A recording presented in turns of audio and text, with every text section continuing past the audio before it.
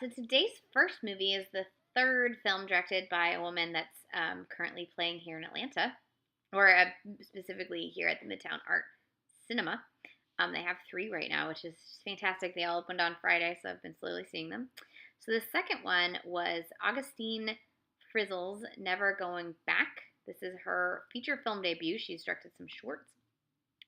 She's married to filmmaker David Lowery and works with his production company. I was reading about this film and some background. She actually had filmed an entirely other version of this film.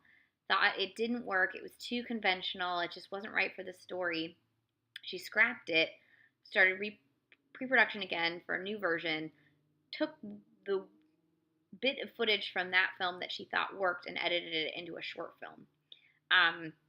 Then was able to get new financing and remade this film how she had originally envisioned it, closer to her original screen story and with new actors. The screen story was inspired by Frizzell's actual life. So it follows two girls, Jessie and Angela, who live in Texas, and they are 16 going on 17 and already living on their own, living with one of their brothers and a roommate, waitressing to make ends meet, and spending the rest of their time getting stoned. They are played by Maia Mitchell and Camila Morrone. I read that wrong. Morrone. The true story of Augustine Frizzell's life is that she left her family at 15, dropped out of school, lived with her brother and her brother's girlfriend, who was also her girlfriend, and did a lot of shenanigans in her teen years to survive before eventually moving back with her family and having a daughter at the age of 19. So she lived a whole lot of life from 15 to 19. And then obviously often when you have a child, that makes you sort of have to be a little more responsible. Not to say they're irresponsible, because they're irresponsible to some extent, as irresponsible as a teenager is going to be, but responsible enough to try to have a job to pay for, rent. So you follow these girls. One of them has bought the other a trip to Galveston to the beach for her birthday, which is her 17th birthday. It's coming up. It's a big event. She used their rent money to pay for this trip. So they are going to work extra shifts at their job in order to pay for rent and still get to go at the end of the week on this trip. However, because of their idiot brother, the one girl's idiot brother, some things go awry and they are unable to work the shifts as they planned at first. Then some other stuff goes awry because of their own stupid behavior, and they're unsure if they're going to be able to go on this vacation. And you might think a film where going on a trip is the really low stakes sort of pressure, but it's really not when you think of the socioeconomic background of these girls and the situation that they've found themselves in and the life they are currently leading. A trip to the beach when you live in freaking mid-Texas is huge, So the stakes felt good to me. And the chemistry between the leads, Maia Mitchell and Camila Morrone, was just off the charts. And it was definitely, you could see, it was one of those really close female friendships that borderlines maybe getting a little gay, but you're not sure. And maybe they're just super close. But then reading about Augustine's actual background, I'm like, I'm thinking they're bisexual, and just that's what they're experiencing, and maybe they don't know that yet because they haven't thought about it. So the film finds itself in this sort of stoner raunchy comedy world, and I'm not usually the biggest fan of raunchy comedies. Nor am I a big fan of stoner comedies like The Pineapple Express, etc., etc. I tend to I am not a drug user, never have been. I'm allergic to a lot of things, and I just sort of, avoid it. I'm not judgy, I just avoid it. And so a lot of that sort of experience, I don't have much knowledge of.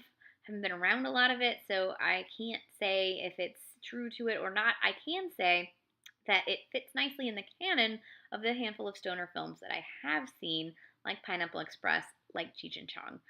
It really does sort of fit into this ridiculous, um, you know, one thing leads to another, leads to a disaster, leads to another plan, which leads to disaster, etc., etc.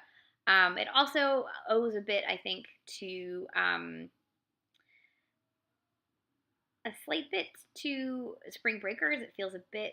There were some moments that really felt like the way that film sort of uh, both accentuated teenage girl friendships and teenage girl priorities. Not that all teenage girls' priorities are to wear a bikini and go to the beach, but like in the summer when it's super hot, isn't that everyone's goal to go hang out at the beach? I'm pretty sure it is. Except for people who don't like being warm, in which case, what is wrong with you? Where was I going with this? But it was the kind of raunchy comedy that I didn't dislike, which I find refreshing because I don't always like it, but when I do, it's like, oh, this was good. And I think the only reason it works is the lead actresses are so charming that you don't mind spending time with them, even though they're kind of gross and horrible. And to that extent, it reminded me a bit of Fort Tilden. Very different movies. Fort Tilden is about like trust fund babies who are terrible, and are just trying to go to Fort Tilden this one day, and it just is not working out for them, mostly because they're terrible people. Um, this is a similar sort of story in that they are two girls that are very close to each other and are kind of terrible. But you also can't look away. And in Fort Tilden, like the worse they behave, the more I'm like, I can't look away. And same in this case, the worse situations they get in, the more I'm like, I can't look away. I'm charmed. I'm under their spell. So that I think is a combo of great direction, great screenwriting, and great acting, which this film has. What else was I going to say? Great soundtrack. Um, just it's always good to see a different perspective on anything. And I don't know that there are that many teen girl movies that look at the life of a college dropout who isn't, or a high school dropout who isn't, high school dropout because they have a child or something like that. They're just high school dropouts because college or because school just wasn't right for them. You don't really find out why they're not with their family, but you kind of suspect. And honestly, a lot of people end up just leaving at that age. That's a truism. And to see a film really reflect that instead of these like middle class ideals of what life is for people in this country is refreshing. So that's why people like Augustine Frizzell, who lived a life like that, they need to be able to tell these stories because they lived it and they can tell it authentically. And instead of getting some sort of, high gloss version by someone who's never experienced this experience. That's why more kinds of people need to be able to tell their stories and make movies. So this is Never Going Back. It's released by A24. It's in theaters right now. I think it's in about 40 towns or so. I recommended it. I think it's very different from what you expect from a film about teenage girls, which is refreshing. And I think the film's stars are just so so charismatic and have so much chemistry with each other. And there's some really, really wonderful moments of where the soundtrack is used to make you feel the way the characters are feeling. In particular, a moment with pancakes that is absolutely genius. So if you like stoner comedies and raunchy comedies and best friend comedies, then I think this is a movie for you.